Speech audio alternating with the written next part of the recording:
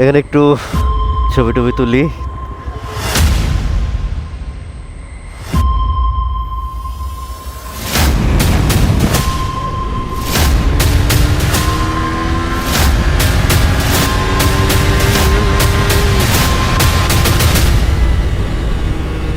বৃষ্টির মাঝখানে সারা রাত একটা আতঙ্ক ছিল যে কখন না জানি বৃষ্টি নামে।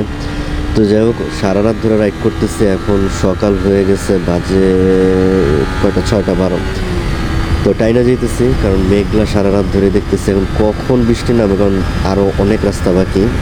তো একটু টাইনা যদি আগায় যেতে পারি। তো এই মুহূর্তে আছি ফেনীর মাঝখানে মেবি, বা ফেনী পার হয়ে একটু সামনে, মানে এইরকম একটা লোকেশনে আছি। তো রাঙামাটি মেবি আর কিছুক্ষণ পরে, মানে আধা ঘন্টা 1 ঘন্টার মধ্যে হয়তো বা ঢুকে যাব। তো এখন আছি রাঙামাটির ভিতরে। রাঙামাটির মানে এই শুরুর ভাইবটাই মাথা নষ্ট। কিছু জায়গায় কাঁচা রাস্তা পাইছি, কিছু জায়গায় মাটি পড়ে ছিল যেহেতু বৃষ্টি হইতেছে, আবার কিছু জায়গায় এরকম খোলা রাস্তা। তো উপরে আছি এটা বুঝতেছি কারণ আকাশটা অনেক মানে ব্রড দেখা যাইতেছে, অনেক ওয়াইডলি। রামগড় দেখাইতেছে আর 23 কিলো আছে। তো আসলে প্রত্যেকটা জায়গার পয়েন্ট টু পয়েন্ট জায়গার নাম তো আর জানা নাই, মানে ম্যাপ দেখেই তো খালি যাইতেছি। ওফ, জায়গাটা দেখেন, এই সেই, এই এখানে ছবি তুলবো, এই সেই জায়গা।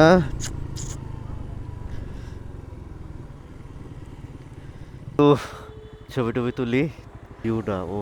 এখান থেকে রওনা দিচ্ছি। ওয়েদারটা অনেক সুন্দর আর ভিউটা তো মাশাল্লাহ বলার মতন না। এই চায়ের দোকান হইলে আমি এনে ঘুমাইতাম রে। রাস্তাটা অমাহিক সুন্দর, অমাহিক সুন্দর। তো শর্ট করে বলি, যে জায়গাটা দেখলেন একটু আগে, এগুলো আসলে ফটিকছড়ি বলে, কোথাও সেলফি রোড বলে। দুই পাশে যে গাছ দেখছেন এগুলো সব রাবার বাগান। ওই জায়গাটা আসলে ডিফারেন্ট ছিল।